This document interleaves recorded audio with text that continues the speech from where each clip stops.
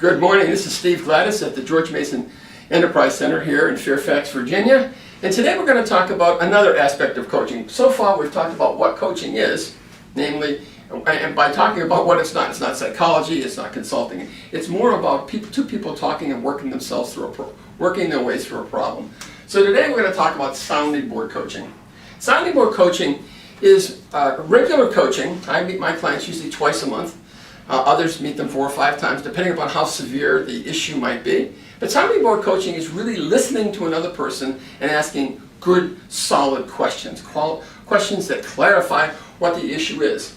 Many CEOs, many executives can't talk about the problems that they're dealing with in their own minds at work because it might scare people. It could actually change stock prices if they talked about them in public and they got leaked out.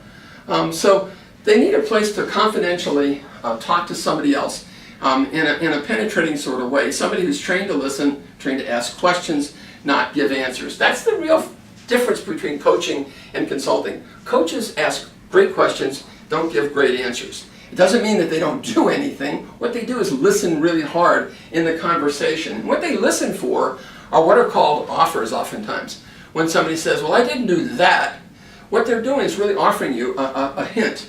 And that hint is by saying they didn't do that, a coach might say, well then what did you do? Well, I did do this, and then go on to talk about it. So coaches have to listen for those sorts of offers in the conversation, ask questions around them, and that dialogue between the two, where the coach owns the process that we're going to teach you here in the next series, where the coach owns the process, but the client really owns the problem. Because the client really knows what's going on. And the people closest to the work, closest to the problem, are the more likely folks to be able to solve the problem.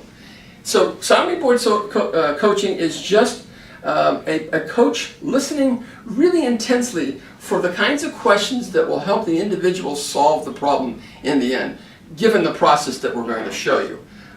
It's sophisticated listening, it's examined listening, and it causes the person to answer questions and slows them down. Oftentimes people get caught in being speeded up too much. Daniel Kahneman is a Nobel Prize winner, has just written a book called Thinking, Fast and Slow, and he says basically we think too fast. And what coaching, especially reflective coaching does, and all coaching actually, is it causes, by asking a question to the person being coached, it causes them to slow down and become more reflective. Reflection is the big hammer in coaching, causing people to slow down and reflect.